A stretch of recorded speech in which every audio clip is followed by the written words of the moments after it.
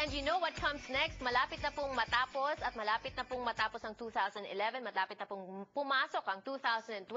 Manigong bagong taon sa inyong lahat. Ronnie, manigong bagong taon sa'yo. And of course, sa inyo rin, sa buong kababayan LA family. Ayan. And before we move forward, syempre to 2012, we are reviewing today some of the top stories of 2011. Earlier, we started with Philippine stories. Number 1 dyan, ang pagka-aresto kay dating Pangulong Gloria Macapagal Arroyo. Number 2, ang mga paglikas ng ating mga kababayan sa iba't ibang bansa in the Middle East and from Japan para bumalik ng Pilipinas.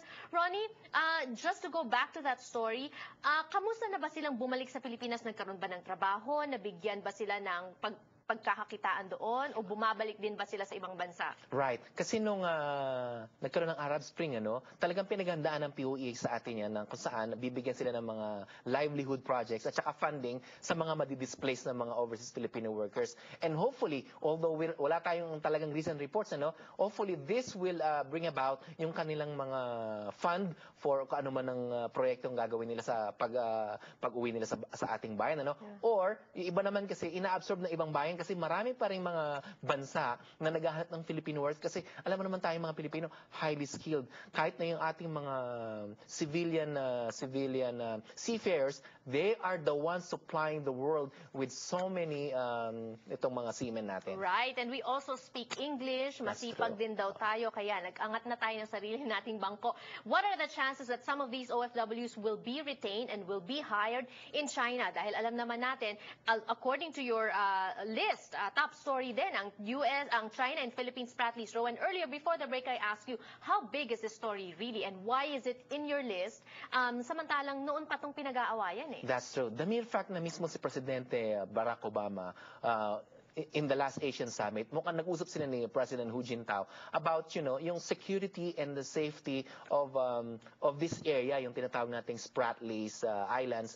Pagkatapos, kasi itong buong Pacific na to, this is international sea lanes that must be protected, must be free of anything na makakasira sa international commerce. So, however, nangyayari itong mga Spratlys Islands na to, kinukuha na lahat ng China, sinasabi niya, historically, these islands are ours, so we are the ones going to exploit this. Kayong mga nagkiklaim dito, Philippines, Vietnam, Taiwan, or whatever, you should get out of this island. So basically, it's big compared to the other years because now China is becoming more aggressive in claiming these islands. Yeah. And at the same time, medyo nakikialam na o nanghihimasok na rin ang bansang Amerika. Not only that, etong China just recently told its Navy to prepare for war. Just imagine that, So talagang nung nagko-cover ako ng Air Force, that was back in the 80s, sinasabi nila, the next flashpoint will be the Spratlys. Why? Because they believe that it's rich in natural resources, it has oil probably, tapos ito nga, ang China, sinasabi niya, amin yan, lahat ng mga nakikinabang dyan or nakikialam dyan, umalis kayo dyan. Right. And so it's big. And also it's another story that will spill over in 2012. Meanwhile, Ronnie, we're done with Philippine stories. Siyempre, ang layo naman ng balita at ng Kababayan LA, maikonekta ang ating mga kababayan. Hindi lang yung mga bagong dating dito sa Amerika, dito sa community natin. That's so true. What are your top Filipino-American stories? Oh, no. Of course, nung itong 2010, meron tayong isang labor official na si Don Duero, Adonis Duero, na kung saan siya ang tumutulong sa mga Filipino workers na nadi-displace or mga nagkakaroon ng kaso dito kasi of course marami tayong mga kabayan na gusto pumunta rito, iba ina-exploit ng kapwa nating Filipinos. Correct. Or mga ibang nakikikutsaba sa mga Filipino officials. But you mentioned 2010. Why is he big in 2011? Yeah. Kasi noong 2010, may mga Filipinos na nag-migrate or, they were looking for a job. But then noong 2011, nalaman nila na mukhang nagkakaloko-loko. At ito nga, itong especially yung tinatawag na 11 OFWs na from Louisiana, sa Biloxi, Mississippi, Biloxi, I'm sorry. yes.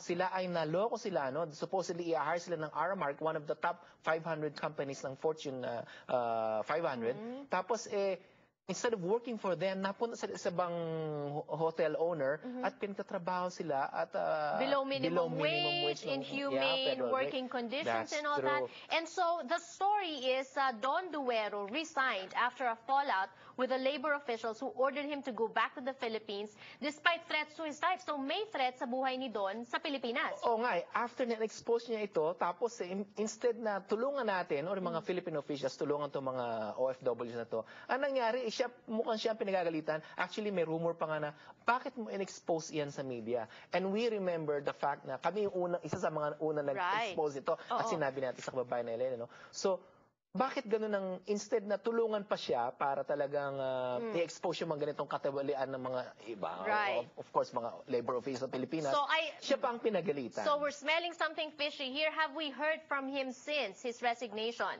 From what I've heard, no, recently, he texted me, and nandito pa siya sa Amerika, no? At I think he's working still with the immigration officials at saka yung FBI dito. Kasi nga, hindi pa tapos itong kaso For ng this mga illegal. story, okay. And Correct. so, a lot of OFWs, mga overseas Filipino workers, kababayan po natin yan, naghahangad ng mas magandang buhay, nagpupunta sa Amerika, sila po ay napapahamak. And also, another top story in the Filipino-American community, yun namang tagumpay ng mga nurses na na-fire sa Baltimore. We're gonna be talking about that. Also, tagumpay ng mga teachers, we just talked about that a few weeks ago, na nanalo din sa kanilang kaso. Yes. Pag-usapan po natin yan sa pagbabalik ng Kababayan LA. Don't go away.